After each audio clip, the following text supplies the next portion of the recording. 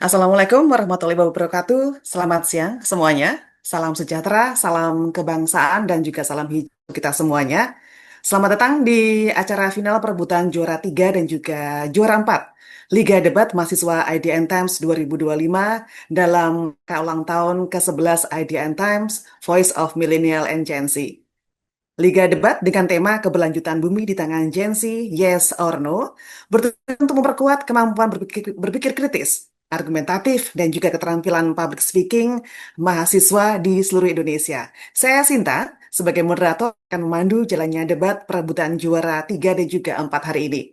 Nah, ini adalah merupakan yang terakhir kali ya teman-teman ya, bisa hadir di ruang Zoom ini, dan Liga debat ini adalah yang merupakan terakhir secara online. Kemudian kita akan bertemu tanggal 17 untuk final juara satu dan juga juara 2 ada di Jakarta. Ini adalah momen terakhir kita akan manfaatkan ini sebaik-baiknya bagi teman-teman dari UNS dan juga IPB untuk perebutan juara 3 dan juga juara 4. Kita akan menyaksikan keduanya untuk beradu argumentasi secara intelektual dan juga sportif. Dan teman-teman, sebelum kita akan mulai ini ya, walaupun nggak juara satu juga dua, Jateng UNS begitu dan juga Bogor bagi IPB, tentunya hadiah akan besar bagi teman-teman semua karena hadiah yang akan didapatkan juara 3 adalah 3 kali UMP. Bayangkan 3 kali UMP buruh bekerja 3 bulan. Bekerja selama 3 bulan akan didapatkan untuk juara ketiga atau sekitar satu bulan 7 hari bagi UMP Kota Bogor bagi yang Anda juara ketiga. Bayang buruh bekerja selama itu ya untuk mendapatkan hadiah juara 3. Tentunya dengan ini semangat ya teman-teman ya bagi mahasiswa UNS dan juga IPB. Oke, kita mulai. Kita sapa terlebih dahulu para panelis hebat yang telah hadir. Ada Kak Ari Rostika Utami, Outreach and Advocacy, Manajer Yayasan Indonesia Cerah. Kemudian juga ada Kak Enda dari Polesai Analis, Manajer New Energy, Nexus Indonesia. Ada juga Mas Prigi dari founder Ekoton. Selamat pagi semuanya. Pagi. Semangat juga ya para panelis karena kita bertemu terakhir ini di lewat online ini. Oke, kita akan sapa kedua tim yang akan berdebat. Ada tim pro dari UNS Universitas 11 Maret. Apa kabar semuanya? Silakan memperkenalkan diri. Selamat pagi semuanya. Perkenalkan saya Sekar Hoeri Mismara dari jurusan Teknik Sipil Fakultas Teknik Universitas 11 Maret. Semangat. Selamat pagi para panelis serta rekan-rekan tim dari IPB. Perkenalkan saya Denanda dari jurusan Pendidikan Kimia Universitas 11 Maret. Selamat berdebat semua. Selamat pagi para juri dan rekan berpikir saya sekalian. Perkenalkan saya Suciwati Santoso, saya dari jurusan Psikologi. Selamat berdebat semuanya. Baik, terima kasih dari UNS. Kita akan menuju ke tim kontra. Ada IPB, Institut Pertanian Bogor. Silakan perkenalkan diri Anda. Baik, selamat pagi Dewan Juri semua, teman-teman dari UNS dan para kakak-kakak dari IDN Times. Sebelumnya perkenalkan, saya Rama, saya dari jurusan Arsitektur Lanskap IPB. Selamat berdebat semuanya.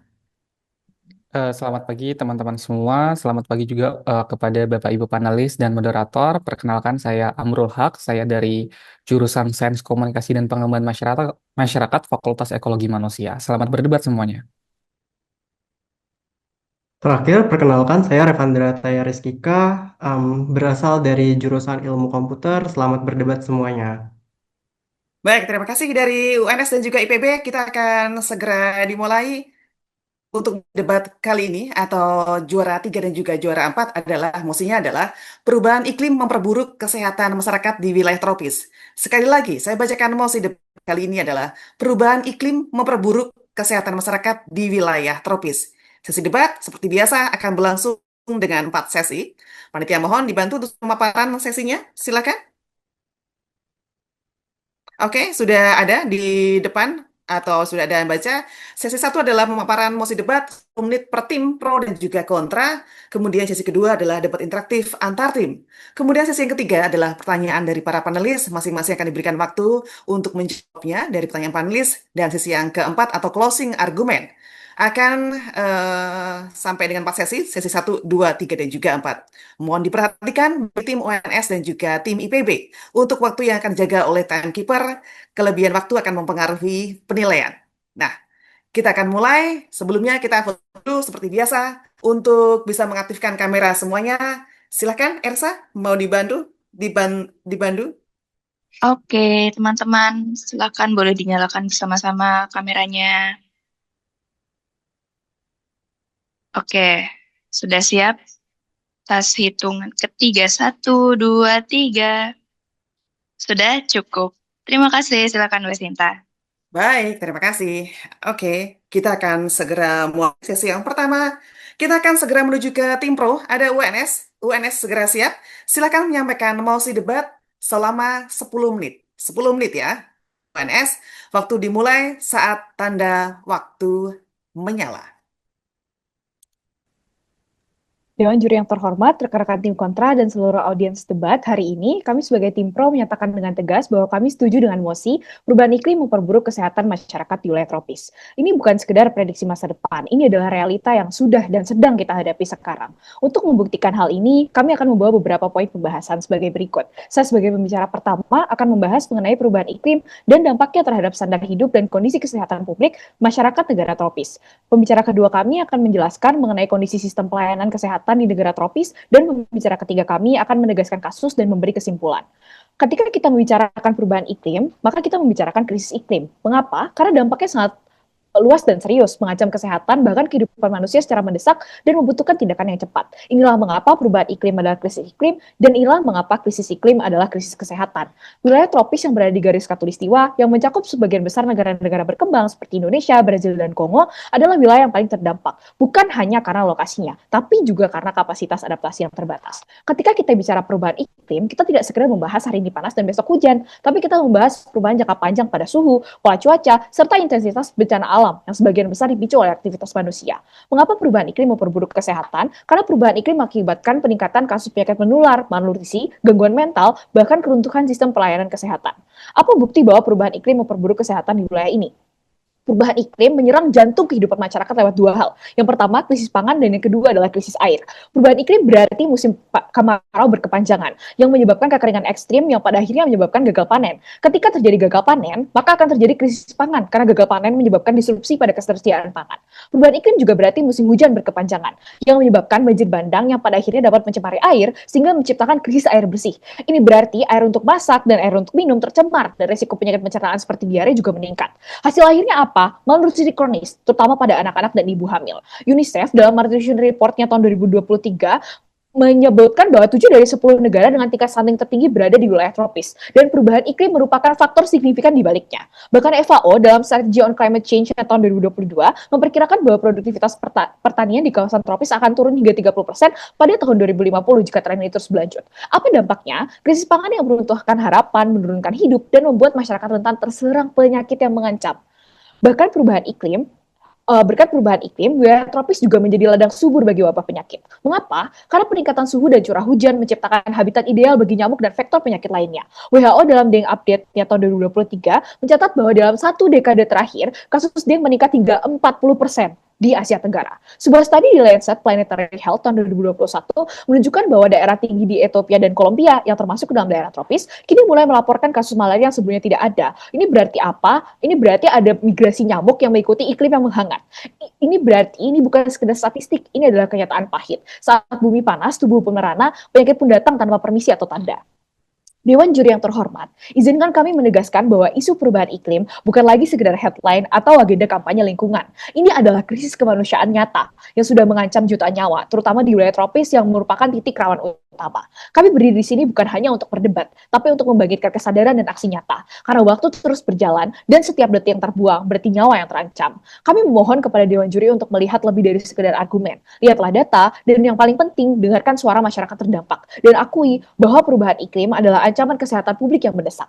Dengan menerima mosi ini, kita membuka jalan untuk kolaborasi yang lebih kuat dalam melindungi masa depan wilayah tropis dan seluruh umat manusia. Mari kita buktikan bahwa kita tidak hanya peduli, tapi juga siap untuk bertindak.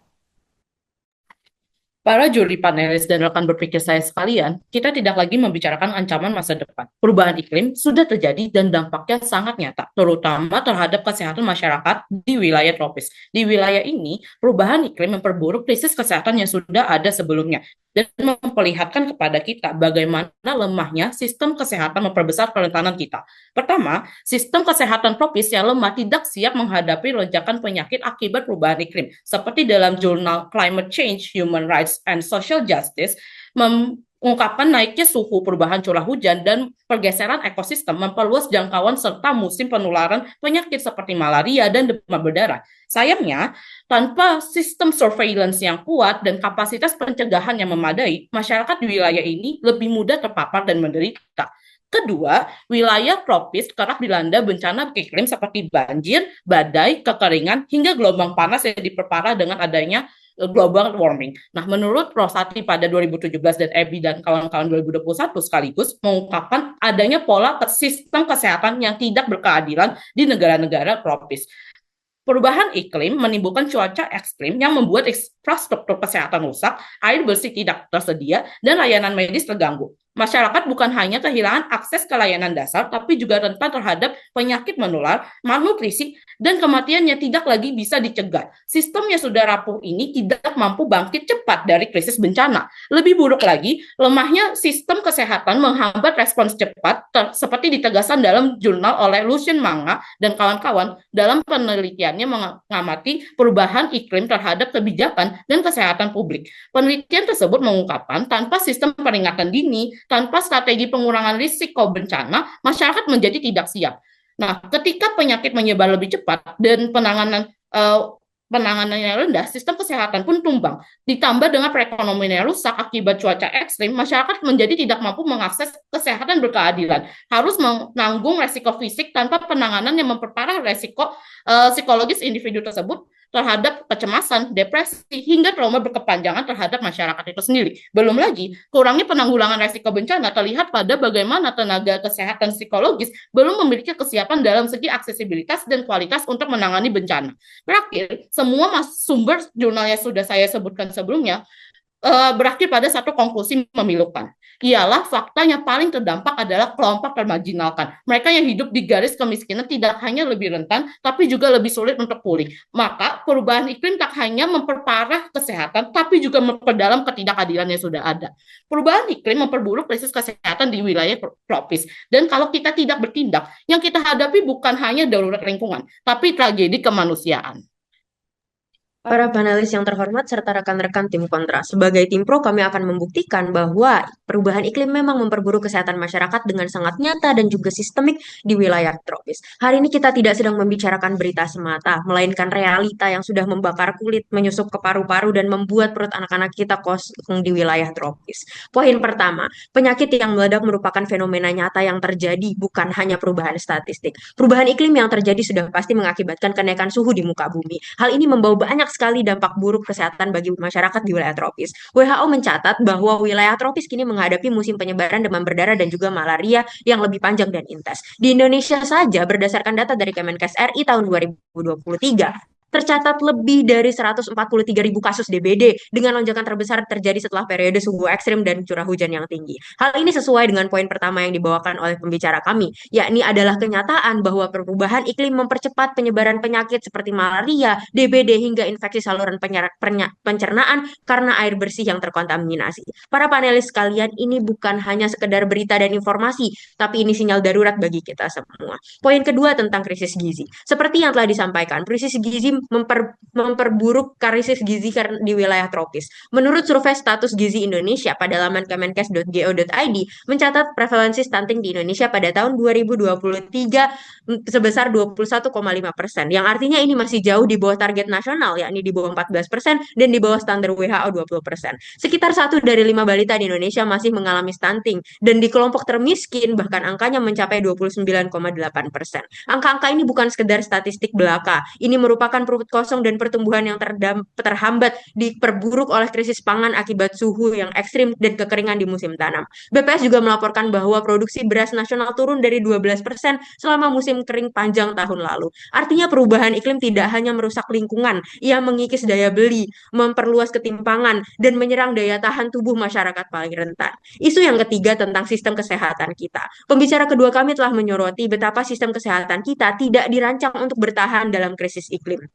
Pada saat banjir meredam desa, bukan hanya sebuah rumah yang tenggelam, tapi juga puskesmas, distribusi vaksin, dan akses pertolongan darurat. Yang sering kita lupakan juga tentang dampak psikologis. Berdasarkan data dari Environmental Occupational Health and Safety Journal tahun 2023, perubahan iklim mengakibatkan gangguan psikologis, depresi, dan kecemasan. 70% mahasiswa melaporkan kecemasan, 56% mengalami ketegangan emosional, 66% mengalami gangguan tidur, 54% menunjukkan gejala depresi. Data ini jelas membuktikan bahwa perubahan iklim bukan hanya mempersulit distribusi pangan, tapi juga merontokkan mental dan fisik generasi muda di wilayah tropis. Ini jauh lebih dari statistik, ini suara ketakutan, trauma, dan tubuh yang rapuh. Para panelis sekalian pasti sudah sangat paham bahwa kita bukan sekedar melakukan perbincangan dan perdebatan semata, ini adalah perdebatan. Maka dengan segala bukti yang kami bawa, kami nyatakan dengan tegas dan lugas bahwa perubahan iklim memperburuk kesehatan masyarakat yang berada di wilayah tropis. Demikian dan terima kasih.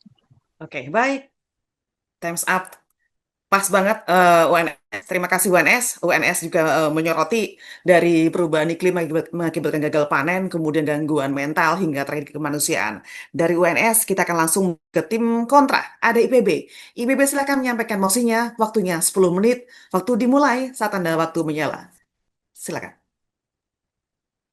Baik, Dewan Juri, kami tidak menolak mosi ini. Kami menolak mosi ini karena perubahan iklim bukanlah faktor yang memperburuk kesehatan secara dominan di wilayah tropis. Kami percaya ada faktor yang lebih besar, yakni isu struktural yang jauh lebih dominan dan urgent. Ada 3 argumentasi yang akan saya bawakan. Argumen pertama tentang resiliensi genetika masyarakat tropis. Studi tentang adaptasi bioklimat alami menunjukkan adanya ketahanan biologis yang berkembang selama ribuan tahun di wilayah tropis seperti Indonesia, Thailand, Brasil, dan Kenya.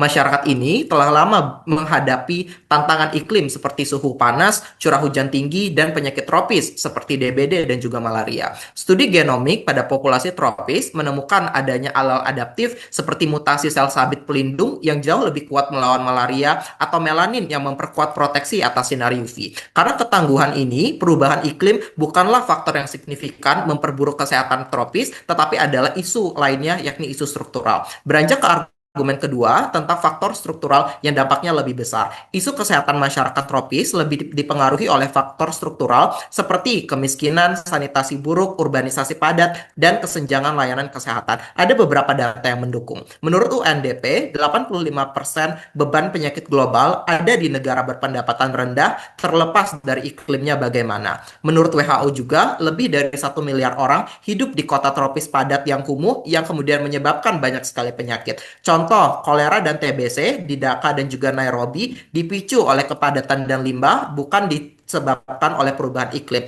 Artinya, masalah kesehatan bisa muncul tanpa perubahan iklim dan sebaliknya, sistem yang baik akan menjaga kesehatan meskipun iklimnya berubah. Dampak iklim terasa buruk hanya jika misalkan kita hidup di lingkungan yang kumuh dan juga miskin. Jika kita menjadi orang yang kaya dan bersih, maka iklim ekstrim sekalipun akan tetap menyebabkan kita tetap sehat. Artinya, argumentasi tim pro tidak akan berlaku jika faktor struktural tentang ekonomi dan juga akses kesehatan tidak dibahas di argumentasi mereka. Adapun contoh kontrasnya, misalkan Singapura yang merupakan salah satu negara tropis, life expectancy-nya adalah salah satu yang tertinggi di dunia dengan 84 tahun berkat sistem dan juga infrastruktur yang unggul. Di perbandingannya, Papua Nugini yang juga tropis hanya 64 tahun karena buruknya layanan dasar. Artinya, interpretasi data ini bukan iklim yang memperburuk kesehatan, melainkan kualitas hidup akibat dampak ekonomi dan akses terhadap layanan dasar. Argumen ketiga tentang solusi isu kesehatan akibat iklim itu sendiri. Negara-negara tropis telah beradaptasi lewat inovasi health tech dan sistem kesehatan tangguh iklim seperti GIS dan satelit untuk pemetaan penyakit, model prediksi suhu kelembapan, AI untuk eliminasi vektor nyamuk, dan telemedicine serta kampanye dari berbasis komunitas. Adapun dampak terujinya, di Asia Tenggara misalkan, malaria turun 48% berkat adanya early warning GIS dan juga distribusi kelambu. Di Fiji dan Vanuatu, air bersih dan edukasi rumah tangga menurunkan lebih dari 30% kasus diare dan infeksi kulit dalam waktu 2 tahun. Di Indonesia sendiri, dashboard bencana dan platform Halodoc atau Halo Dokter melayani lebih dari 60 juta pengguna per tahunnya untuk edukasi dan deteksi dini serta menyelamatkan ribuan nyawa sekaligus. Artinya, negara-negara tropis telah berhasil beradaptasi terhadap dampak perubahan iklim melalui inovasi health tech dan juga sistem kesehatan yang tangguh iklim yang mana terbukti dari penurunan signifikansi jumlah kasus yang terjadi. Ini menunjukkan bahwasanya tantangan iklim dapat diatasi dengan teknologi dan kebijakan yang tepat, sementara faktor struktural seperti kemiskinan dan sanitasi jauh lebih kompleks untuk diselesaikan karena dampaknya multifaktorial. Pembicara pertama saya sudah menunjukkan bahwa teknologi preventif seperti early warning system dan pemetaan resiko sudah banyak sekali dikembangkan oleh negara-negara tropis. Dan itu benar juri. Tapi sebagai pembicara kedua, saya ingin membawakan argumen terlepas maju atau adanya teknologi, masyarakat wilayah tropis telah cukup resilient terhadap perubahan iklim. Sehingga saya akan memberikan dua level pembuktian. Pembuktian pertama adalah terkait adaptasi tradisional yang sudah sangat baik terlepas adanya teknologi sekalipun. Juri, kekuatan masyarakat tropis tidak hanya terlahir dari sistem digital, tapi juga dari adaptasi sosial dan kultural yang sudah cukup hidup jauh sebelum teknologi modern datang.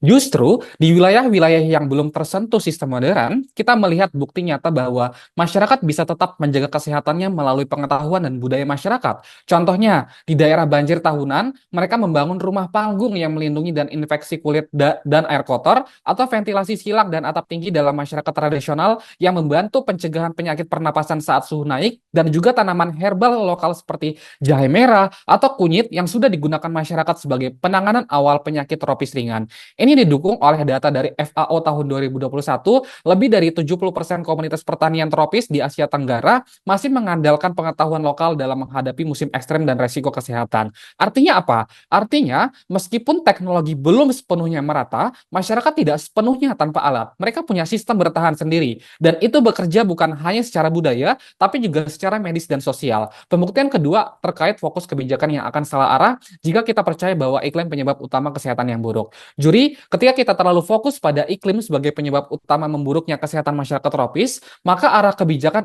akan ikut mengalir ke sana. Misal, anggaran yang akan dialihkan ke sistem teknologi iklim secara berlebihan, padahal sudah ada upaya-upaya loh yang tersedia dan siap pakai. Di sisi lain, masalah kesehatan masyarakat tropis lebih sering bersumber dari sanitasi yang buruk, air bersih yang langka, dan layanan kesehatan yang tidak merata. Bahkan, menurut The Lancet Condensed as Asia Report tahun 2022, lebih dari 60% beban penyakit tropis berasal dari faktor sosial struktural, bukan iklim. Sehingga, kalau kita membiarkan narasi ini terus berkembang, maka pemerintah memiliki pemikiran dan akan menyusun kebijakan berdasarkan pemahaman yang bias. Semua masyarakat dan pemerintah akan berpikir, kalau kita kendalikan iklim, semua penyakit akan hilang. Padahal yang dibutuhkan masyarakat adalah akses dasar yang adil dan infrastruktur yang layak bagi mereka. Kesimpulannya ada dua hal. Satu, teknologi sudah sangat cukup canggih, namun terlepas dari teknologi pun mitigasi sudah cukup baik oleh masyarakat-masyarakat tradisional. Tapi yang kedua, beranggapan iklim sebagai penyebab satu-satunya, maka kita akan kehilangan fokus pada hal-hal yang lebih mendesak, yang tidak kalah pentingnya seperti masalah struktural. Solusi terbaik menurut kami adalah benahi struktur dan hal-hal mendasar seperti akses kesehatan, agar kesehatan konsisten terjaga di wilayah tropis. Ujungnya saya ingin membuktikan dua hal. Pertama kesimpulan, lalu yang kedua adalah komparasi secara langsung dengan tim pro. Pertama kesimpulan dulu. Kami merasa bahwa mitigasi iklim sudah terjadi dan efektif.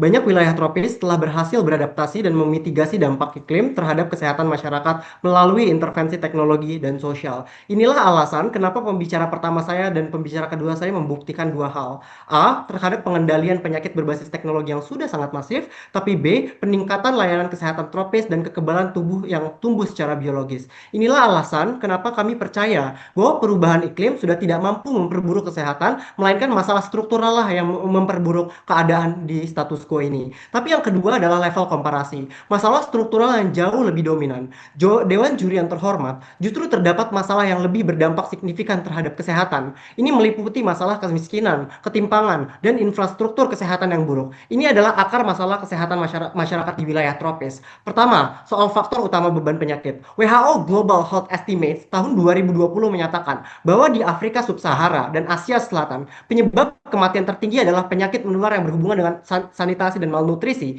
bukan iklim secara langsung. 60% beban penyakit disebabkan oleh determinasi sosial ekonomi, bukan lingkungan secara langsung. Kedua, kesenjangan akses layanan. World Bank pada tahun 2022 menyatakan, di 20 negara tropis termiskin, hanya 35% populasi yang memiliki akses ke fasilitas kesehatan esensial. Contoh kontrasnya adalah Singapura dan Brunei.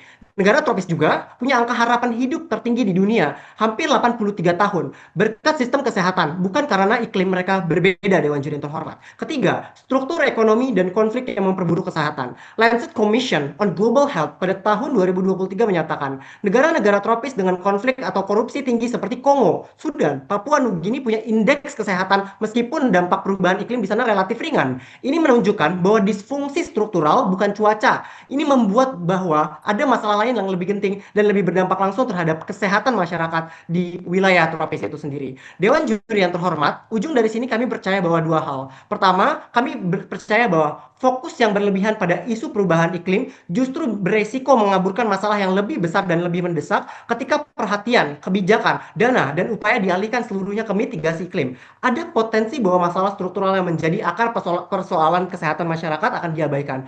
Ini bukan hanya keliru secara prioritas, tapi juga kontraproduktif di dalam jangka panjang. Inilah alasan kenapa ketika kamu tidak bisa ketika Anda tidak bisa berfokus pada struktur-struktur masalah seperti ini, maka dampak-dampak kesehatannya akan menjadi sangat melebar. Oleh karenanya, kami telah menunjukkan bahwa perubahan iklim bukanlah faktor yang memperburuk kesehatan, dan bahwa ketika gagal mengidentifikasi aktor dan faktor yang lebih kritis, justru memperburuk kondisi yang ada. Dan oleh karenanya, kami selaku tim kontra bangga menjadi tim kontra. Baik, terima kasih. Untuk tim IPB menarik pembicaraan ataupun pemaparannya, yaitu mempertanyakan mosi dari UNS tentang belum kuat menurut IPB ya, karena belum ada faktor sosial struktural dan juga fasilitas kesehatan yang belum layak tersebar di seluruh Indonesia. Begitu ya IPB ya. Oke, terima kasih IPB dan juga UNS sudah di sesi yang pertama kita lewati. Sekarang kita masuki sesi yang kedua, yaitu debat interaktif. Tim pro akan menyanggah mosi dan memberikan 2 pertanyaan kepada tim kontra. Saya ulangi sekali lagi. Tim pro akan menyanggah mosi dan memberikan 2 pertanyaan kepada tim kontra. Waktunya 5 menit, dimulai saat tanda waktu menyala. Silakan. Kami mohon izin untuk melakukan satu klarifikasi besar. Kami tidak paham mengapa tim pro menyatakan bahwa kami menyatakan perubahan iklim sebagai faktor tunggal yang memperburuk kesehatan masyarakat negara tropis. Saya harap Dewan Juri dan para panelis mengingat bahwa dalam seluruh argumentasi kami menjelaskan bagaimana perubahan iklim memperburuk kondisi kesehatan dan masyarakat negara tropis. Saya akan melakukan sanggahan kepada argumentasi dari tim pro. Tim kontra. Tim kontra menyatakan bahwa perubahan iklim tidak memperburuk karena ada faktor lain yang lebih mempengaruhi. Mereka menjelaskan bahwa genetika dan biologis masyarakat tropis sudah terbiasa dengan tatakan iklim. Tapi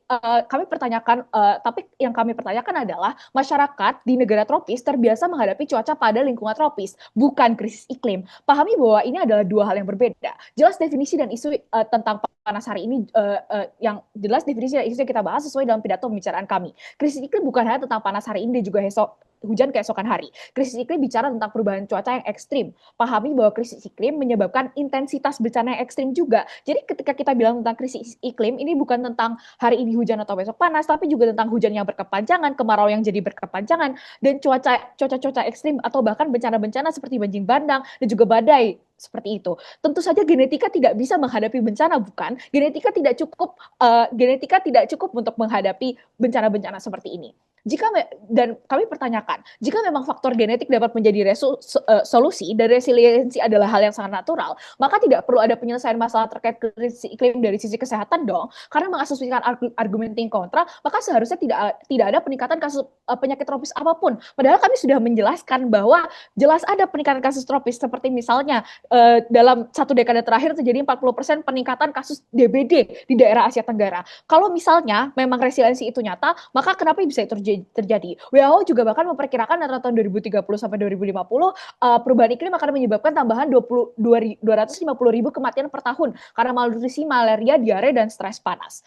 Ketika mereka menjelaskan bahwa faktor yang sebenarnya adalah faktor struktural seperti kemiskinan, sanitasi buruk, dan kesenjangan, jawaban kami adalah kami bahkan sudah mengakui bahwa faktor-faktor ini memang ada. Yang kami jelaskan adalah keterkaitan sistemik. Kami menjelaskan bahwa perubahan iklim adalah faktor pengganda resiko atau risk multiplier yang memperburuk masalah yang sudah ada, seperti penyakit menular, kekurangan gizi, dan tekanan mental akibat migrasi atau bencana. Itulah sebabnya mengapa pada akhirnya perubahan iklim tetap harus diadres atau harus diselesaikan ketika kita mencoba untuk menyelesaikan krisis kesehatan ini. Karena pada akhirnya kalau misalnya perubahan iklimnya tidak diselesaikan atau tidak berusaha untuk ditangani, maka kesenjangan-kesenjangan atau permasalahan struktural yang berusaha dibawakan oleh tim kontra akan diperburuk oleh adanya perubahan iklim. Setelah semua argumen dari tim kontra sudah dijawab dan disanggah oleh pembicara kami, namun ada satu hal dan tantangan yang belum bisa dijawab dan dijelaskan dari pidato yang disampaikan oleh tim kontra. Tim kontra sayangnya menutup mata fakta yang amat sangat penting bahwa negara tropis memiliki karakteristik ketahanan pangan dan juga perputaran ekonomi yang sangat tergantung dengan iklim dan cuaca. Perputaran ekonomi yang merupakan sumber pendapatan yang harusnya menjadi penyelesaian masalah dari infrastruktur yang digaung-gaungkan dan diglorifikasi oleh tim kontra, nyatanya amat sangat tergantung dengan cuaca dan iklim yang terjadi, seperti pertanian, sumber daya laut, dan lain sebagainya. Maka ada satu isu yang tidak bisa dijawab, yakni bagaimana Anda dapat menilai jangka panjang dari perubahan iklim. Isu jangka panjang perubahan iklim terhadap ketahanan pangan, air di wilayah tropis, dan dampaknya pada gizi masyarakat yang secara langsung akan memperburuk situasi dan juga kesehatan masyarakat di wilayah tropis. Kami mohon jawaban dari tim kontra. Untuk yang selanjutnya, kami juga telah membuktikan bahwa perubahan iklim telah memperburuk kasus kesehatan yang sudah ada sebetulnya. Bahkan terlepas apakah semua orang itu bersih atau tidak, ada beberapa faktor lainnya yang tidak bisa diatur, yaitu seperti migrasi nyamuk. Migrasi nyamuk terjadi akibat adanya penghangatan di suhu tropis sehingga migrasi nyamuk terjadi. Itu yang menyebabkan bahkan dengan adanya prevalensi tingkat kesehatannya lebih tinggi dan apakah kamu orang kaya atau bersih, itu menyebabkan banyak kasus malaria merajalela. Bahkan kita juga tidak bisa memungkiri bahwa ada terjadinya peningkatan jumlah banjir, kekeringan, dan gelombang panas yang tidak pernah bisa diprediksi oleh semua orang, bahkan ketika kita sudah menciptakan prevalensi itu sama sekali. Sehingga kami percaya bahwa ada sebuah pengaruh di perubahan iklim terhadap semua krisis kesehatan yang sudah terjadi. Maka kami meminta pertanyaan kepada Anda, bagaimana Anda membuktikan bahwa perubahan iklim tidak sama sekali memberikan dampak pada kesehatan pada mayoritas rakyat? Thank you. Terima kasih tim UNS. Dengan sanggahan mosinya dari UNS sudah selesai, sekarang saatnya tim kontra. Tim kontra menanggapi sanggahan dan juga menjawab pertanyaan dari tim pro. Sekali lagi tim kontra IPB menanggapi sanggahan dan menjawab pertanyaan dari tim pro. Waktunya 5 menit dimulai saat tanda waktu menyala. Silakan. Baik, Dewan Juri, tim pro keliru meletakkan fokus pada iklim sebagai penyebab yang memperburuk kesehatan di wilayah tropis, karena kami valid pada akhirnya untuk menjelaskan bahwasannya mekanisme untuk menetralisirnya sudah cukup, misalkan secara biologis, secara sosial, dan secara teknologi, yang artinya netralisir ini sudah menunjukkan kalau perubahan iklim itu tidak memperburuk isu kesehatan yang ada, karena pada akhirnya jika manusianya siap, maka perubahan iklimnya tidak akan memperburuk terdampak di lingkungan kesehatan itu sendiri. Tapi saya akan merespon terkait dengan bencana iklim. Juri, benar bahwasanya misalkan bencana iklim itu bisa terjadi di daerah tropis seperti banjir dan kekeringan. Tapi faktanya dampak kesehatan dari bencana ini sangat tergantung pada kesiapsiagaan kesehatan dan juga infrastruktur yang ada bukan semata hanya karena mereka ada di daerah tropis atau bukan semata karena mereka mengalami perubahan iklim yang artinya kalau misalkan dampak perubahan iklimnya ini sudah dimitigasi, maka argumentasi tim pro terkait dengan ini memperburuk itu bisa hancur di dalam debat ini. Menurut MDAT pada tahun 2023 mencatat bahwasanya jumlah korban iklim akibat bencana iklim di negara tropis menurun drastis sampai 60% dalam 20 tahun terakhir berkat adanya peningkatan sistem peringatan dini dan respons kesehatan masyarakat yang mana ini Pak artinya dampak daripada iklimnya tidak menjadi lebih buruk. Contoh konkretnya adanya early warning system dan juga evakuasi berbasiskan komunitas yang menguatkan bahwasanya bencana iklim ini bisa dimitigasi dengan jauh lebih mudah. Bahkan di Bangladesh ini telah menurunkan kematian akibat siklon secara drastis sampai lebih dari 50% menurut UNDP pada tahun 2022. Ada pula terkait dengan infrastruktur yang diperkuat seperti Vietnam dan Filipina yang kemudian membangun rumah tahan badai dan juga tahan banjir dengan serta kanal drainase yang mengurangi genangan yang menyebabkan wabah DBD juga menurun drastis. Artinya, kesimpulannya, bencana iklim tidak otomatis memperburuk kesehatan kecuali jika sistem mitigasi dan layanan dasarnya lemah. Itulah kenapa kami ingin memperkuat hal tersebut.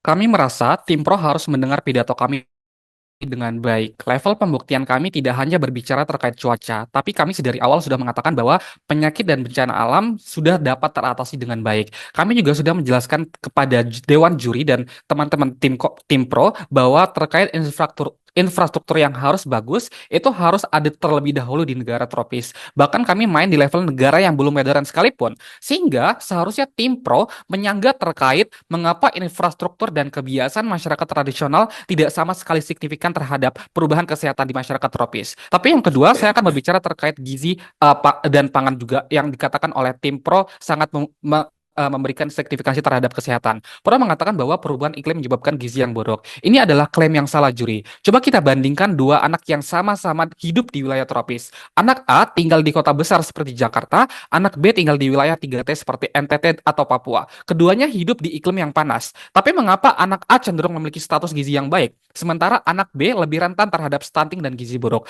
Jawabannya bukan suhu, tapi akses, distribusi pangan, layanan dasar, dan kebijakan dari pemerintah. Sehingga kami rasa ini sudah menjawab bagaimana ketakutan dari tim pro terkait akses pangan dan lain sebagainya. Makanya ya dilanjutkan oleh rekan saya.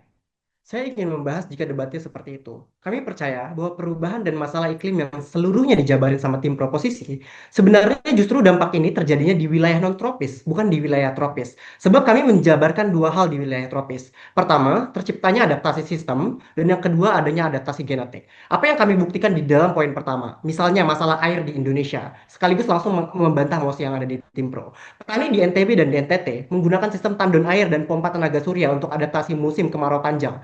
Hutan adat seperti milik masyarakat Dayak, Baduy, dan Marin terbukti menyimpan kelembapan lokal dan menurunkan suhu mikro. Di Kenya, penerapan sistem agroforestry mengurangi efek kekeringan dan memperbaiki kesuburan tanah yang secara langsung ini berdampak kepada air itu sendiri. Justru kami membuktikan bahwa adaptasi sistem di negara tropis itu sudah berhasil dan justru ini tidak terjadi di negara-negara non-tropis. Yang kedua adanya adaptasi genetik. Faktanya adalah masyarakat di wilayah tropis, Asia Tenggara, Afrika Sub-Sahara, Amerika Latin secara umum terpapar mikroorganisme air dan tanah sejak mereka kecil yang menyebabkan tubuh mereka mengembangkan imunitas spesifik terhadap patogen lokal seperti E. coli, Giardia, Antiamoeba histolica. Ini membuat efek buruk sanitasi bisa direspon dan disangkal dengan adaptasi biologis. Ini membuktikan dampak perubahan iklim yang terjadi di bawah tim pro itu keliru terjadi di wilayah-wilayah yang non-tropis. Sedangkan wilayah tropis sudah berhasil menyangka hal tersebut. Oleh karenanya kami selaku tim kontra bangga menjadi tim kontra. Oke, baik. Baik, terima kasih IPB. IPB sekalian terlebih dahulu ini menghela napas karena ini akan kembali tim kontra IPB untuk menyanggah mosi dan memberikan dua pertanyaan kepada tim pro. Tim kontra sudah siap? Sekali lagi, tim kontra akan menyanggah mosi dan juga memberikan dua pertanyaan kepada tim pro kepada UNS. Waktunya 5 menit dimulai saat tanda waktu menyala. Silakan. Baik, Dewan Juri, krisis pangan dan air bersih yang disampaikan oleh tim pro lebih disebabkan oleh faktor struktural seperti kemiskinan, distribusinya tidak merata, dan lemahnya kebijakan, bukan semata-mata karena ada perubahan iklim. Menurut UN Water, pada tahun 2022 mencatat bahwasannya di negara tropis miskin, akses air bersih turun hingga 50%, bukan karena pasokannya yang habis, tapi karena distribusi dan juga sanitasinya yang buruk. Contohnya, sebagai komparasi, banyak negara tropis yang terdampak perubahan iklim sangat masif bisa menyelesaikan isu krisis air dan pangan ini. Saya akan sekaligus memberikan solusi terkait dengan krisis air dan juga krisis pangan itu sendiri. Dari krisis air, adanya mekanisme desalinasi dan juga daur ulang air. Ini sudah diterapkan di Singapura dan juga Arab Saudi yang sangat kering. Singapura menggunakan teknologi new water dan reverse osmosis untuk menyaring air laut dan juga air limbah menjadi air minum. Dan kini mayoritasnya menggunakan air itu dari teknologi yang sudah ada. Ada juga mekanisme rainwater harvesting di India dan juga NTB. Ada juga penyaringan portable live straw di Kenya yang sudah digunakan sejak tahun 2020. Seluruh ini juga sudah mulai diterapkan di Indonesia melalui adanya gerakan arsitektur hijau modern yang sudah secara masif digaungkan. Untuk pangan, negara tropis juga sudah sangat beradaptasi dengan ini. Misalkan pertanian cerdas iklim di Vietnam dan Indonesia, precision farming berbasis AI yang sudah sangat masif digunakan, atau urban farming dan juga vertical farming di Singapura dan Thailand, itu utamanya di daerah yang sangat terbatas juga bisa dilakukan. Distribusi pangan digital juga sudah dilakukan secara masif. Contoh di Indonesia ada perusahaan seperti Tani Hub yang membantu mendistribusikan pangan secara digital. Artinya, krisis pangan dan air bukan akibat dari iklim semata, dan kami juga sudah menjelaskan kenapa solusi dan juga sistemnya juga sangat aksesibel oleh negara-negara tropis ini. Sedangkan di sisi lain, isu terkait dengan struktural sangat sulit untuk diselesaikan karena dampaknya multifaktor. Juri, salah satu argumen dari tim pro adalah bahwa perubahan iklim akan memperburuk penyebaran penyakit menular seperti DBD, malaria, dan penyakit berbasis air. Kami tidak setuju bahwa jika iklim sebagai penyebab penyakitnya, tapi yang membuat masalah adalah sistem yang bolong di bawahnya. Coba kita lihat kasus DBD. Nyamuk memang lebih cepat berkembang di suhu yang lebih hangat. Kami aminkan. Tapi dia tetap butuh satu hal utama, yaitu genangan air yang tidak dibersihkan. Jadi, ketika DBD meledak di kota-kota tropis, itu bukan karena suhu meningkat, tapi karena sistem drainase yang buruk, pengelolaan sampah yang kacau, dan kesadaran masyarakat yang rendah. Secara perbandingan, menurut WHO tahun 2022, intervensi berbasis komunitas seperti pengurasan bak mandi dan penyuluhan lingkungan terbukti lebih efektif menekankan penyelesaian DBD dibandingkan pendekatan berbasis cuaca. Jadi, meskipun cuaca ekstrim memang ada, kalau masyarakatnya adaptif dan infrastrukturnya juga siap yang disediakan oleh pemerintah, maka penyakit juga bakalan bisa dicegah yang bisa diatasi oleh masyarakat dan pemerintah. Maka yang harus ditingkatkan apa, Juri? Yang harus ditingkatkan adalah infrastruktur dan kebiasaan masyarakat. Misalnya saluran air yang tidak tertutup, sampah yang dibiarkan menumpuk, puskesmas yang kekurangan tenaga, penyuluhan kesehatan yang tidak merata, itu semua yang harus diselesaikan oleh pemerintah dan memberikan kesadaran terhadap masyarakat. Artinya, ini bukan masalah atmosfer, Juri. Ini adalah masalah struktural. Suhu itu bisa naik, tapi penyakit hanya menyebar kalau manusianya dibiarkan tanpa sistem perlindungan. Dewan Juri yang terhormat, ada dua pertanyaan yang muncul. Pertama, mengapa iklim masih berdampak dengan faktor resiliensi biologis di wilayah tropis dan seberapa signifikan proses reparasi yang mungkin dibayangkan sama tim pro. Tapi yang kedua, bandingkan resiliensi ketahanan wilayah tropis dan non-tropis yang keduanya berbeda. Buktikan bahwa perubahan iklim lebih berdampak pada wilayah-wilayah tropis. Tapi saya juga ingin membahas soal aksesibilitas yang terganggu oleh iklim. Juri, kami membantah klaim bahwa perubahan iklim secara signifikan mengganggu akses layanan kesehatan. Data dari WHO 2021 dan Bank Dunia 2022 menegaskan bahwa hambatan terbesar berasal dari faktor struktural seperti kemiskinan, ketimpangan distribusi layanan, dan buruknya infrastruktur. Di negara tropis, pendapatan rendah lebih dari 50%, penduduk sulit mengakses fasilitas kesehatan, bukan karena iklim, tapi karena jarak dan minimnya transportasi di situ. Mari kita lihat contohnya secara real. Indonesia kesulitan layanan di pedesaan karena distribusinya buruk, bukan karena cuaca. Sebaliknya, solusi seperti telemedicine di Indonesia dan Vietnam seperti seperti Halodoc dan layanan mobile klinik lainnya telah menjangkau daerah terpencil meskipun dalam kondisi ekstrim. Kesimpulannya adalah akses kesehatan terganggu bukan karena iklim, tapi karena ketimpangan sosial dan lemahnya sistem di wilayah tropis. Solusinya bukan menyalahkan iklim, tapi memperkuat infrastruktur, distribusi, dan teknologi kesehatan jarak jauh dan menyelesaikan masalahnya. Baik, terima kasih. Pas banget waktunya. Sekarang saatnya bagi UNS. UNS sudah siap? Tim Pro akan menanggapi sanggahan dan juga menjawab pertanyaan dari tim kontra. Tim UNS silakan, waktu 5 menit dimulai dari sekarang. Oke, untuk menjawab sanggahan dari tim kontra, kami akan menjelaskan bagaimana pada akhirnya ketika mereka mengagung-agungkan kesiapan manusia, itu adalah jawaban yang tidak sustainable atau tidak berkepanjangan. Jika pada akhirnya begini, jika memang semua teknologi dan mitigasi yang diklaim oleh tim kontra sudah cukup, dan itu adalah satu-satunya solusi yang dibutuhkan untuk menyelesaikan masalah kesehatan di negara tropis, secara tidak langsung tim kota bilang bahwa tidak perlu dan tidak urgent untuk kita membahas adanya perubahan iklim. Simpelnya mereka bilang siapkan saja manusianya, iklim tidak akan mempengaruhi apapun. Manusia akan menjadi invincible selama kita punya uang dan selama kita punya infrastruktur. Padahal kami rasa sanggahan dan jawaban dari tim kota ini sangat berbahaya. Kenapa? Karena ini dapat menyesatkan pendapat dan kebijakan. Karena ini dapat memicu adanya apatisme terhadap perubahan dari krisis iklim yang nyata-nyatanya sudah terjadi di negara-negara tropis dan berbahaya serta mengancam nyawa. Karena pada akhirnya kalau misalnya pemerintah kita atau pemerintah negara-negara tropis bekerja hanya dalam sudut pandang tim kontra, maka mereka akan menjustifikasi pemerkayaan diri melalui apapun caranya, menghalalkan segala cara tanpa perlu mempertimbangkan dampak ekologis atau dampak terhadap perubahan iklim yang dapat dilakukan oleh investasi-investasi atau langkah-langkah pemerkayaan diri tersebut. Padahal realitanya eksploitasi seperti itu yang akan memperparah kondisi iklim dan akan memperparah kondisi masyarakat, terutama dari yang paling termarginalkan seperti yang sudah kami berkali-kali jelaskan.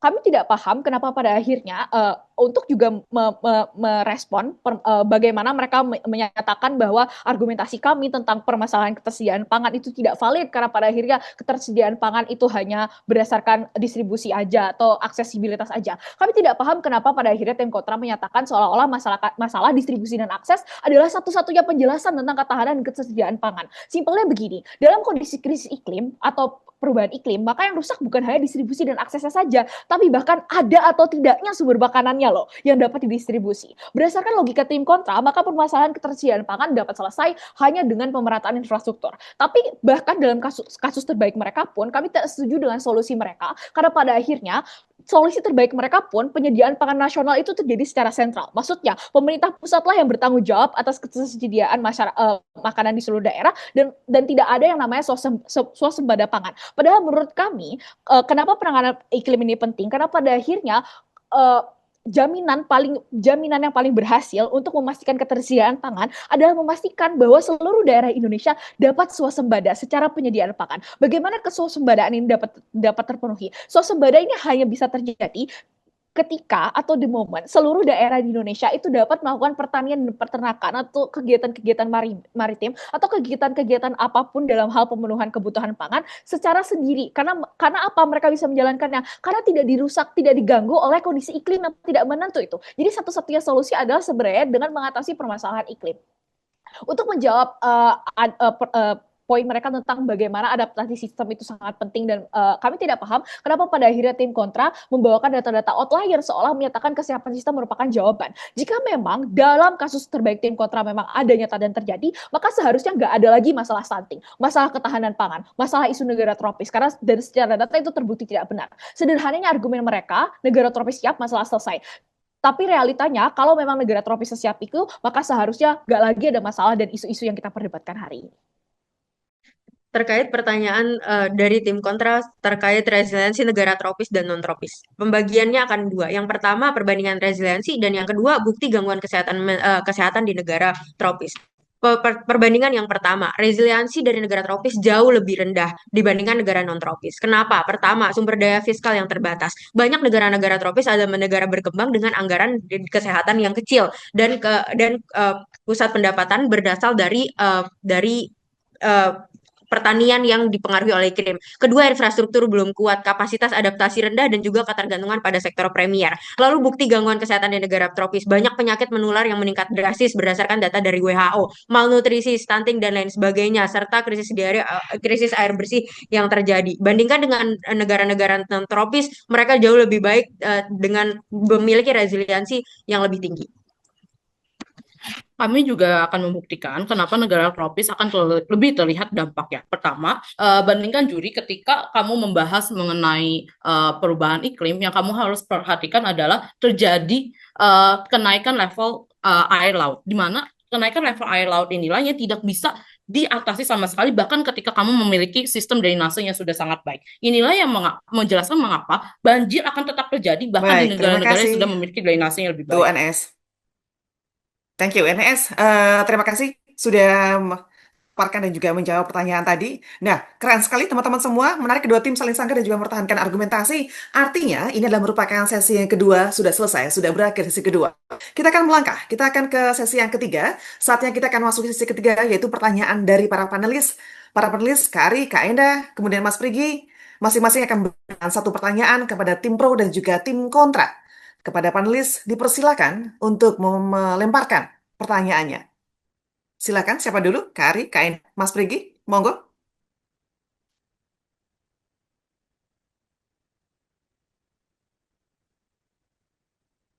Enda mau nggak? Halo, panelis, halo. Iya, mungkin dari saya dulu kan. Mungkin kan tadi Oke. kalau misalnya dari tim eh, kontra banyak menggunakan tentang struktural gitu. Kalau misalnya dari teman-teman sendiri, eh, bagaimana caranya eh, negara tropis ini tetap mempertimbangkan eh, apa ya keadaan perubahan iklim yang terjadi yang memperburuk kesehatan masyarakat. Kalau misalnya dari pandangan secara struktural, apakah iklim ini tetap tetap akan apa ya akan tetap memperburuk kesehatan di masyarakat wilayah tropis? Paling itu aja sih. Oke. Eh, Kak Enda, melemparkan pertanyaan ke kontra aja, begitu? Ya, Oke. eh, ya, terima kasih. Mas Prigi, Terima silakan. kasih, Pak. Terima kasih. Saya menanyakan ke tim pro ya. Saya tadi habis buka data-data gitu ya, terkait dengan kematian ibu hamil gitu ya, kematian ibu gitu. Ternyata antara Indonesia dengan Singapura itu beda begitu, jauh. Kalau di Singapura itu per 100.000 ibu itu ternyata hanya 7, terus Brunei itu 8, terus Indonesia itu 180-an sama kayak Myanmar. Artinya kan ini kan kita di satu kawasan tropis yang sama. Tapi kenapa kemudian peluang ibu meninggal itu lebih tinggi di Indonesia dibandingkan dengan di Singapura gitu. Itu mungkin pertanyaan saya ke teman-teman pro gitu ya. Sedangkan untuk teman-teman yang kontra, teman-teman tadi menyatakan memang bukan perubahan iklim menjadi faktor utama dalam dampak apa ya kesehatan di negara tropis, tapi adalah tata pelayanan, ekonomi gitu ya. Mungkin teman-teman bisa memberikan contoh kepada kami ya, bagaimana kemudian ini perbandingan antara negara-negara yang di tropis, di subtropis, dan di perbandingan ya, negara tropis dan subtropis dalam tata kelola. Padahal kan semua ini sama-sama terkena dampak perubahan iklim. Bagaimana mereka memanage agar itu tidak pada kesehatan. Itu mungkin pertanyaan saya, Mbak, untuk tim Oke. kontra dan tim pro. Ya, Mas Prigi, dua pertanyaan, Mas Prigi ya. Iya, Kemudian ada... masing-masing. Oke, sip. Kak Ari, silakan, monggo. Iya, sama lagi hampir mirip sama Mas Pri. Kita sedang mengalami yang triple planetary crisis kan, dan itu terjadi di seluruh global, seluruh dunia. Tadi kalau misalnya dari tim kontra tentang layanan dan ekonomi, sebenarnya mirip sama pertanyaannya Mbak Enda, bagaimana kita mau untuk tim kontra karena dalam triple planet crisis ini, apakah yang harus dilakukan ketika layanan dan ekonomi ini kita rendah, dan apa sih sebenarnya yang menjadi permasalahan terbesar ketika negara-negara tropis ini mengalami perubahan iklim. Kalau untuk tim pro, eh, coba jelaskan kembali kalau mungkin tadi udah ada yang jelasin level tingkat kesehatan mana sih yang terburuk dari negara-negara tropis dan kalau punya data dari negara-negara non tropis apakah penyakit atau level kesehatan apa yang paling tinggi di negara non tropis? Oke, Kak Ri udah ya? Oke, 2 pertanyaan untuk tim pro, 3 pertanyaan untuk tim kontra dari masing-masing panelis. Tim pro dan tim kontra ada pertanyaan? Tidak ada. Kita akan memulai maksudnya pertanyaan kepada panelis siapa tahu belum mengerti begitu ya. Tapi kita akan mulai dari tim pro dulu. 2 pertanyaan untuk Anda, setelah itu akan lanjutkan tim kontra. Begitu ya? Silakan untuk tim pro. Baik, terima kasih sebelumnya untuk para panelis atas pertanyaan-pertanyaannya. Saya izin menjawab pertanyaan dari Pak Prigi terkait kenapa Indonesia terus dibandingkan dengan Singapura sangat jauh padahal sama-sama kawasan tropis. Kami rasa pertanyaan ini beneran menguji gitu ya, apakah faktor iklim itu signifikan. Kami rasa faktor iklim tetap menjadi faktor pengganda yang amat signifikan karena di daerah tropis seperti Indonesia banjir, setelah itu gelombang panas, terus juga krisis air bersih itu dipicu eh, utamanya karena perubahan iklim yang mengganggu akses ibu hamil ke pelayanan kesehatan, terus memperparah adanya infeksi dan juga memperbesar resiko kematian. Jadi pada akhirnya tetap perubahan dan krisis iklim itu menjadi faktor pengganda yang amat sangat signifikan gitu karena Indonesia sendiri kita tahu udah ada BPJS, udah memperbaiki banyak sekali struktural untuk aksesibilitas kesehatan terus layanan untuk ibu hamil gitu. Tapi karena itu tadi karena Indonesia negara tropis dengan semua krisis-krisisnya itu dipicu dari perubahan iklim yang terjadi dan mengakibatkan akhirnya begitu adanya ketimpangan gitu. Apalagi Indonesia ini juga negara kepulauan jika dibandingkan dengan Singapura yang hanya satu negara kecil gitu ya secara geografis, tentu tantangan geografisnya tidak bisa disamakan dan tidak bisa disamaratakan. Ini berarti tantangan geografis ini tentunya diamplifikasi oleh perubahan dan juga krisis iklim yang terjadi. Jadi memang kita dari awal bilang bahwa krisis iklim itu bukan penyebab satu-satunya. Kami juga setuju bahwa memang adanya tantangan struktural, geografis dan lain sebagainya. Tapi dengan negara-negara tropis mayoritasnya belum siap seperti di Indonesia dan Myanmar tadi disampaikan, perubahan iklim itu mempengaruhi situasi yang sudah rentan dengan amat sangat signifikan.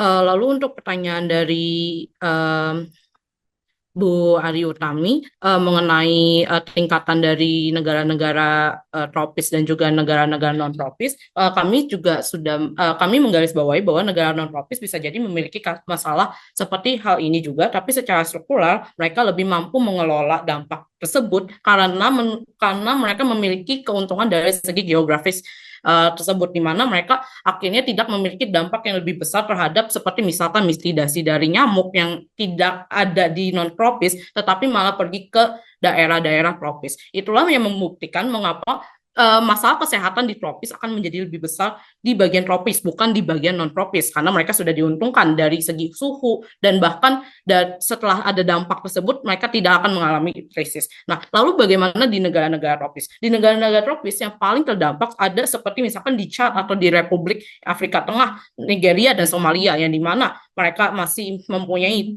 tingkat golongan yang kesehatan yang lebih rendah di WHO sendiri. Inilah yang memperparah di negara tersebut. Ketika iklim itu datang, kesehatan masih belum siap. Itulah yang membuat mereka menjadi lebih parah lagi. Mereka yang sudah menghadapi malaria akhirnya semakin digandakan lebih banyak, terjadi lonjakan kurang lebih 50% akibat iklim itu sendiri ketimbang sebelum terjadinya kenaikan level air laut. Lalu di beberapa tempat juga terjadi banjir dan kekeringan, bahkan seperti di beberapa tempat di Amerika, mohon maaf bukan di Amerika tapi di Afrika Selatan, di mana sudah ada sebenarnya drainase tetapi tetap terjadi banjir dan kekeringan. Kenapa? Karena mereka mengalami gelombang panas yang tidak bisa diekspektasikan. Mereka mengalami kurang lebih bisa hingga 37 hingga 40 derajat Celcius di sana, dan itu yang tidak pernah bisa kita prevalensi sebelumnya. Inilah yang mengapa ketika kita hidup di daerah-daerah seperti tropis, kita tidak mengalami masalah yang lebih besar ketimbang yang di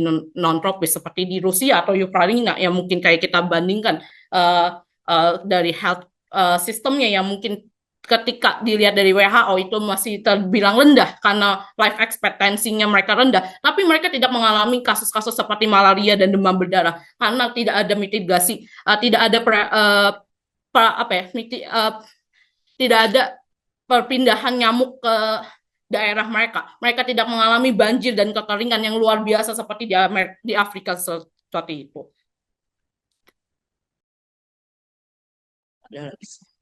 Sekali lagi kami tegaskan berdasarkan dua pertanyaan yang diberikan oleh para panelis, kami rasa kami tetap berdiri tegak dengan stance utama kami bahwa kita tidak bisa memungkiri bahwa perubahan iklim itu memang amat sangat signifikan, terutama di negara-negara tropis. Memang benar ada negara tropis yang sudah maju dan punya resilient tinggi seperti Singapura tadi contohnya, tapi kami rasa menjadikannya salah satu data yang patokan tidaklah wise dan tidaklah bijak ketika kita melihatnya. Ketika kita bicara negara-negara tropis, maka yang harus kita utamakan dan kita bandingkan untuk kita analisis dan kita jadikan bahan pertimbangan adalah negara-negara yang mayoritasnya belum sebagai negara maju, negara-negara yang punya tantangan secara geografis, negara-negara yang memang masih punya life expectancy yang rendah, dan kami rasa semua orang di room ini setuju bahwa dampak krisis iklim merupakan dampak yang tidak bisa kita anggap remeh dan sepele. Itu kenapa kita hari ini ada di ruangan ini untuk memperdebatkan isu ini. Karena itu memang isu yang penting,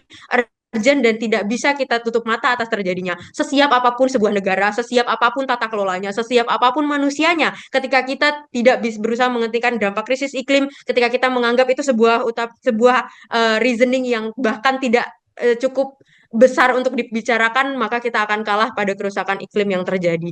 Jadi kami Baik, terima bangga kasih. menjadi tim pro. Thank you. Untuk UNS, sekarang saatnya kita kembali ke tim kontra IPB. Ada 3 pertanyaan. Masing-masing dari panelis akan tadi sudah menyampaikan 1 pertanyaan untuk Anda, tim kontra IPB. Sudah siap? 6 menit, kita akan mulai dari sekarang. Silakan.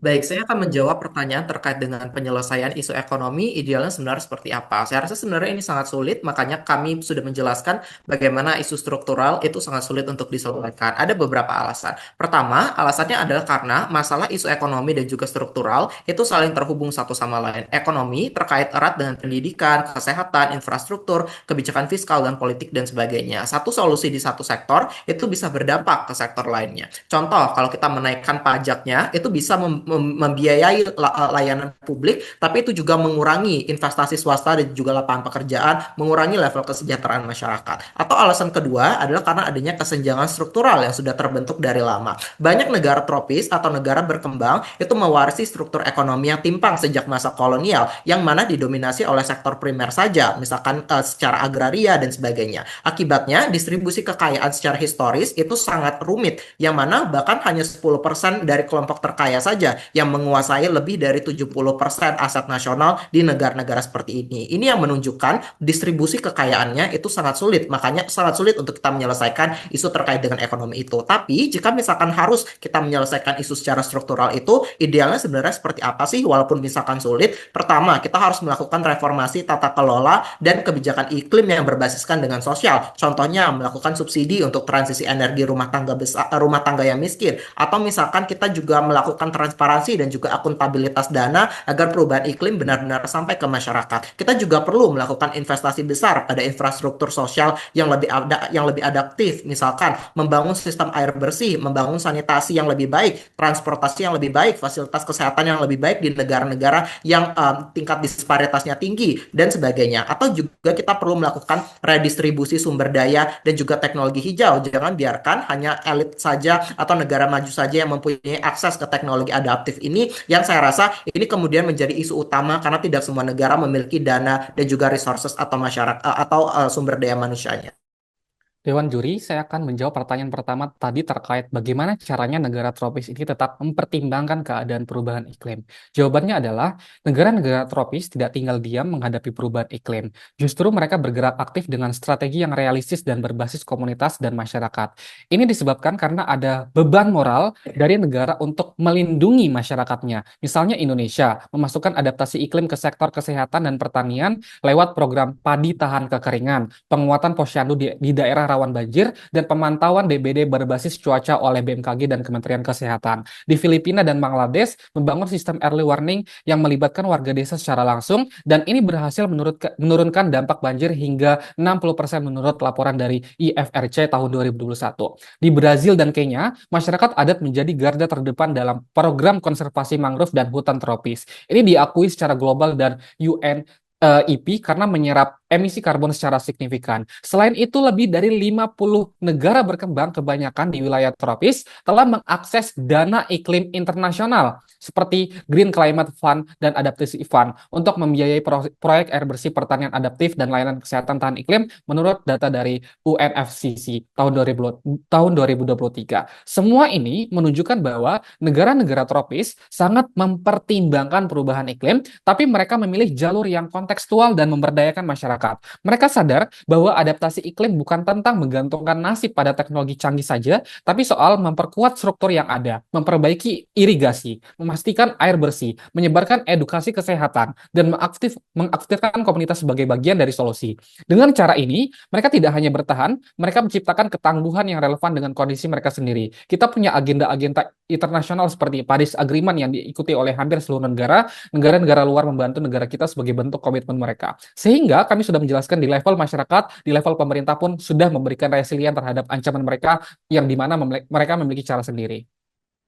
Terakhir, saya ingin menjawab pertanyaan kedua tentang perbandingan negara tropis dan non-tropis dalam merespons. Kami percaya bahwa wilayah tropis sudah jauh lebih berhasil merespon dan wilayah non-tropis masih sangat sulit. Kami mari lihat dari buktinya. Negara non-tropis justru terpukul parah oleh perubahan iklim. Ini dilansir dari The Lancet 2023. Eropa tahun 2022, 61.000 lebih kematian akibat gelombang panas ekstrim. Kanada 2023, kebakaran hutan besar dalam sejarah memaksa evakuasi massal. AS dan Meksiko, sungai besar seperti Colorado, Rio Grande menyusut drastis. Ini membuktikan bahwa non-tropis justru terpukul pala oleh perubahan iklim. Mari kita bandingkan secara langsung. Negara tropis justru sudah tangguh karena forced adapt sejak lama, sejak mereka lahir.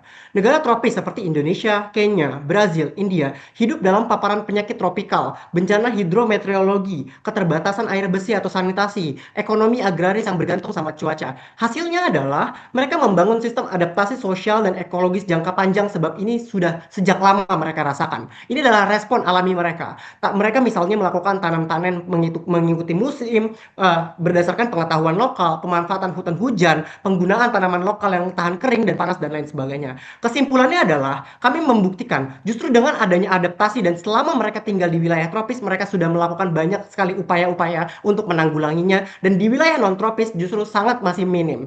Kesimpulannya di daerah tropis telah merespon lebih baik daripada non tropis. Selain itu, non tropis sebenarnya juga punya masalah atau penyakit lainnya. Dewan Juri yang terhormat, masalah kesehatan kami percaya bahwa ini cuma tidak terjadi pada wilayah-wilayah tropis, namun juga terjadi pada wilayah-wilayah non tropis. Oleh karenanya, harusnya perbaikan dan solusi terjadi di kedua belah sisi. Oleh karenanya kami bangga menjadi tim kontra. Baik, terima kasih. Tim kontra sudah menjawab. Tim pro juga terima kasih sudah menjawab.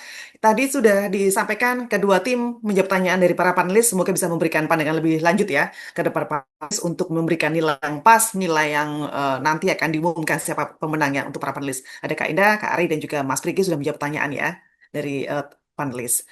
Sekarang kita akan ke bagian sesi keempat. Ada closing statement adalah merupakan kedua tim akan diberikan kesempatan untuk menyampaikan closing argumen maksimal 3 menit.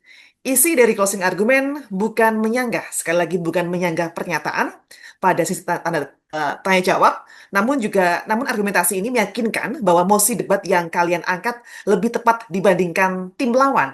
Sekali lagi, tidak menyanggah, tetapi menegaskan bahwa posisi tim kalian adalah paling kuat dengan argumentasi yang tadi disampaikan pada sesi yang 1, 2, dan juga ketiga. Kali ini saya berikan kesempatan kepada tim pro. Tim pro sudah siap, tim pro UNS? Waktunya 3 menit.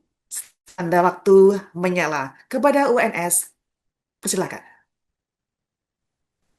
Dewan juri yang terhormat dan rekan-rekan tim kontra, kami dari tim Poro berpegang teguh pada pendirian kami untuk mendukung mosi perubahan iklim memperburuk kesehatan masyarakat di wilayah tropis. Perubahan iklim adalah krisis iklim dan krisis iklim adalah krisis kesehatan. Ini adalah krisis yang mendesak, mengancam kesehatan, bahkan kehidupan masyarakat di wilayah tropis. Perubahan iklim memicu gagal panen dan krisis pangan akibat kekeringan berkepanjangan, serta memicu krisis air karena air bersih tercemar menyebabkan malnutrisi kronis, terutama pada anak-anak dan ibu hamil, dan krisis kesehatan publik. Selain itu, kenaikan suhu dan pola curah hujan memperluas penyebaran penyakit menular seperti dengue dan malaria karena terjadi migrasi nyamuk ke wilayah lebih hangat. Inilah mengapa negara di wilayah tropis dengan kapasitas adaptasi terbatas menjadi yang paling rentan. Kedekatan negara tropis dengan laut dan fakta bahwa perubahan iklim menyebabkan air laut naik, berarti krisis-krisis ini mempengaruhi negara tropis dengan cara berbeda dibandingkan negara non-tropis. Simply karena kedekatan geografis. Berarti ini tetap bukan sekedar isu lingkungan, tapi ini ancaman nyata bagi kehidupan jutaan manusia. Kami percaya bahwa perubahan iklim adalah faktor yang harus sangat dipertimbangkan dalam mengatasi krisis kesehatan masyarakat di negara tropis. Para juri panelis dan rekan berpikir saya sekalian, hari ini bukan tentang apakah perubahan iklim akan berdampak, karena dampaknya sebenarnya sudah terjadi dan kita sudah melihat bagaimana dampak tersebut tidak bisa diprevalensi sebelumnya dan tidak bisa kira-kira seperti suhunya tiba-tiba melonjak secara drastis. Dan wilayah tropis lah yang sebenarnya menanggung bebannya paling berat. Kami telah menunjukkan bahwa sistem kesehatan di wilayah ini juga semakin memperparah juga dari hal tersebut, dan perubahan iklim menggandakan hal tersebut. Naiknya penyakit tropis, bencana iklim yang berulang, infrastruktur yang akhirnya menjadi rapuh, dan hingga trauma psikologis yang berkepanjangan, semua ini menunjukkan bahwa krisis kesehatan ini akhirnya menjadi nyata dan memperparah ketidakadilan yang sudah terjadi sebelumnya karena adanya perubahan iklim. Dan lebih menyedihkannya lagi, mereka yang paling terdampak adalah kelompok yang paling termarginalkan. Mereka bukan hanya sakit, tapi mereka kehilangan peluang untuk pulih. Karena itulah, jika kita tidak bertindak sekarang, maka perubahan iklim tidak hanya menjadi krisis lingkungan, tetapi yang berubah menjadi tragedi kemanusiaan yang menghantam yang paling tidak bersalah di masyarakat kita. Para panelis yang terhormat serta rekan-rekan tim kontra, sebagai tim pro kami telah menunjukkan bahwa perubahan iklim bukan sekedar perubahan cuaca ekstrim, melainkan krisis kesehatan multidimensi bagi masyarakat tropis. Kami buktikan bahwa penyakit seperti DBD dan malaria berkembang jauh lebih pesat dan ini menjadi alarm yang tidak bisa kita hiraukan. Kami tunjukkan bahwa krisis pangan akibat kekeringan memperparah stunting dan banyak berdampak lainnya. Dari yang kami paparkan, sistem kesehatan juga belum siap untuk menangani adanya krisis iklim yang berdampak pada negara-negara tropis. Ini bukan sekedar statistik belaka, ini merupakan realita yang mengguncang tubuh dan jiwa masyarakat tropis yang setiap harinya harus bertahan dari dampak krisis iklim. Maka kami tegaskan sekali lagi, perubahan iklim memperburuk kesehatan masyarakat tropis dan menyangkalnya berarti mengabaikan jutaan suara yang menderita. Terima kasih. Baik, terima kasih untuk UNS. Saatnya sekarang menuju ke tim kontra DPB. Sekali lagi tidak menyanggah, tapi menegaskan bahwa posisi tim kalian paling kuat. Silakan, waktunya 3 menit dimulai. Waktu ketika menyala, silakan. Baik, Dewan Juri, debat tentunya harus menjadi sebuah debat yang solutif, bukan hanya sekedar saling menyerang satu sama lain. Dengan parameter tersebut, kami selaku tim kontra sudah sangat solutif sekali di dalam debat ini dengan menjelaskan solusi dari krisis air dengan penyulingan air laut dan rainwater harvesting, serta krisis pangan dengan program-program dan aplikasi seperti Tani Hub. Dan kami juga sudah menjelaskan kalau menyelesaikan isu kesehatan juga sudah banyak sekali metodenya, misalkan dengan peringatan dini ala GIS dan juga satelit yang kemudian memetakan penyakit atau model prediksi suhu kelembapan, AI yang bisa eliminasi faktor-faktor penyakit, atau telemedicine dan juga kampanye komunitas, asuransi iklim, pusat evakuasi dan sebagainya, semua sudah kami jelaskan. Di sisi lain, tim pro tidak pernah memberikan respon solusi argumentasi kami terkait dengan isu struktural. Kami menjelaskan seberapa buruknya dampak dan seberapa rumitnya isu struktural ini seperti kemiskinan, isu struktur fasilitas, dan juga akses ke pelayanan kesehatan dan sebagainya. Oleh karena itu, kami lebih layak untuk membuka debat ini. Juri, hari ini kita tidak datang untuk menyangkal kenyataan perubahan iklim, tapi kami datang untuk mengingatkan bahwa cara kita merespon jauh lebih penting dari sekedar menyalahkan. Tim kami menunjukkan sesuatu yang lebih substansial, bahwa penyebab utama masalah kesehatan di wilayah tropis bukan suhu, tapi lemahnya akses, sistem, dan dukungan dasar. Ini sudah menunjukkan sisi kontralah yang paling benar, karena kita memberikan solusinya. Kesehatan masyarakat tidak hancur karena iklim berubah, tapi karena mereka kekurangan air bersih, sanitasi yang buruk, dan layanan kesehatan yang tidak layak. Petani tidak gagal panen karena matahari matahari lebih terik, tapi karena mereka tak punya irigasi dan tak dibekali teknologi adaptif, maka pendekatan tim lawan yang menaruh fokus sepenuhnya pada iklim adalah pendekatan yang salah arah. Mereka melihat gejalanya bukan akarnya. Dan ketika kita bicara tentang masa depan wilayah tropis, bukan hanya untuk bertahan, tapi untuk bangkit, kami percaya bahwa strategi yang melibatkan manusia, komunitas, dan sistem nyata di lapangan adalah strategi yang paling masuk akal untuk menjawab tantangan perubahan iklim. Dewan juri yang terhormat, perubahan iklim tidak 100% bisa kita tanggulangi. Oleh karenanya, solusi mengenai pembenahan struktural adalah sesuatu hal yang lebih masuk akal. Di kesimpulan kami, saya ingin menyatakan beberapa hal. Pertama, dalam kuantitas data dan eskalasi analisis, setiap tesis yang datang dari tim kontra selalu hadir diikuti data penunjang yang telah disebutkan pula sumbernya. Sehingga dalam penimbangan validasi data, saya merasa tim kontra lebih valid. Tapi yang kedua, kami sudah menjelaskan tentang ancaman bahwa masalah iklim berdampak pada wilayah non-tropis. Wilayah non-tropis tidak memiliki adaptasi biologis terhadap air yang terkontaminasi atau sistem sanitasi yang buruk. Eropa dan Amerika contohnya mengalami lonjakan penyakit kolera saat terjadi krisis air akibat perubahan iklim seperti banjir, badai, dan lain-lain. Ketiga, kami sudah membuktikan bahwa solusi dampaknya lebih signifikan dibandingkan percaya perubahan iklim di wilayah tropis memperburuk kesehatannya. Oleh karenanya, tim kontra justru lebih solutif dalam hal ini. Yang keempat, dari segi respon, kami sudah membuktikan semua dampak yang ada di tim pro telah berhasil kami minimalisir. Baik. Baik, terima kasih. Untuk kedua tim kita beri tepuk tangan untuk semuanya. Karena luar biasa, kedua tim sudah melakukan debat dan sekarang kita sudah sampai di akhir, closing statement sudah selesai. Selanjutnya kita juga akan memberikan bagi para panelis untuk memberikan penilaian. Para peserta boleh menunggu di sini sekitar 10 menit lah gitu ya. Panelis dibantu, panitia lain akan melakukan penilaian dan juga perhitungan nilai. Silakan untuk panelis dan juga panitia masuk break room untuk menilai.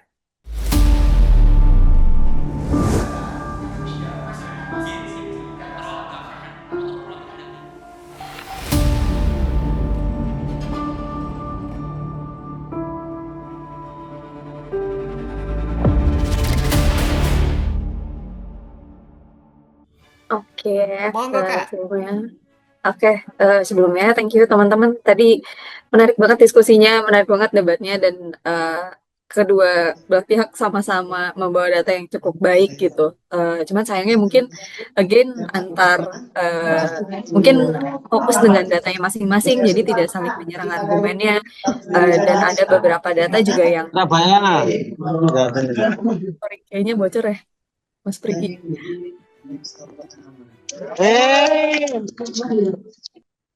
Oke, iya, mungkin tadi kayak banyak sebenarnya data yang menarik yang dibawain, cuman sayangnya juga kalau misalnya dengerin, oh ini sebenarnya datanya bagus, tapi mungkin cara ngekorelasiin dengan antar datanya itu kayaknya kurang pas gitu. Akhirnya kayak cuman ini sebenarnya bisa jadi korelatif, tapi akhirnya ketika dibawain akhirnya hanya kausalitas aja gitu. Itu sih. Kemudian kalau misalnya dari penilaian kami, siap-siap teman-teman. Jadi kalau misalnya dari tim pro Universitas 11 Maret, kami menilai untuk skor untuk tim pro adalah 241, dan untuk tim kontra dari IPB mendapatkan skor 242. Jadi selamat untuk tim IPB. Ini benar-benar selisihnya cuma 1, tapi keren banget juga tim UNS. Tetap semangat, sampai ketemu lagi. Terima kasih. Wow, Kak Enda cuma 1 ya? Satu poin begitu ya? Iya, cuma selisih 1 poin nih. Tipis sekali sebenarnya, tipis cuma banget. 0, sekian gitu di kita sebenarnya. Kak Enda, mumpung kita masih di sini ya, ini di akhir kita online gitu ya. Kak Enda, Kak Ari, Mas Prigi, silakan untuk bersuara. Kemungkinan yang IPB sama UNS dulu, apa yang harus mereka tingkatkan atau apa yang harus mereka mereka kurasi atau mereka nanti akan tambahkan di debat mungkin 2026 lagi gitu ya? Apa, Mbak? Mungkin kalau misalnya dari aku pribadi, nanti mungkin dari Mas Prigi sama Mbak Ari bisa tambahin juga. Kayak misal tadi cara membawakannya, ketika datanya memang kalian yakin ya sama datanya bisa dibawain itu lebih apa ya, lebih meyakinkan lah. Kayak ini sebenarnya ada beberapa teman-teman yang ini kayaknya di hari-hari kemarin itu lumayan menggebu-gebu membawakannya, lumayan pede, tapi ketika disampaikan hari ini kayak agak loyo ya gitu bawainnya. Satu itu. Tuh kan, Kemudian iya kan? ya kan yang Mbak ya. Iya, aku kerasa kok. Kemudian yang kedua, itu sih tadi mungkin ini dari yang tim IPB mungkin ya, kalau misalnya aku sempat lihat gitu. Sebenarnya ada beberapa data yang kalau misalnya dicari sedikit lagi gitu, ditweak dikit lagi datanya, kayaknya bisa deh dibuat jadi satu kalimat yang lebih korelatif gitu. Itu sih sayangnya, tapi tadi dibawainnya akhirnya nggak bisa saling nyambungin dots-nya gitu. Tapi kalau misalnya disambungin kayaknya lebih bagus lagi gitu argumennya. Itu sih mungkin dari aku, mungkin dari Mas Oke. Prigi dan Mbak Ari nih. Mas Pergi dan Mbak Ari, udah nggak ada, sudah meninggalkan ruangan. Oke, Kak Indah, terima kasih ya Kak Indah ya, udah bersama dengan kami sampai akhir ya. Juga kepada tim yang memenangkan juara 3 adalah IPB, tipis banget skornya 242, kemudian UNS 241. Inilah akhir kita ya, juara 3 dan juga juara 4 Lomba Debat Mahasiswa IDN Times 2025 dengan semangat bahwa masa depan bumi adalah di tangan kita semua, khususnya Gen Z. Kita jaga semangat hari ini, juga suarakan keberlanjutan bumi karena masa depan ada di tangan kita. Sampai jumpa teman-teman semuanya. Sampai jumpa di Liga Debat Mahasiswa IDN Times 2025, 2026, siapa tahu ada gitu ya. Jangan lupa follow IDN Times, medsosnya, semua platform media sosialnya. Dan juga saya Sinta, undur diri. Terima kasih. Siang, sampai jumpa tahun depan. Terima kasih ya.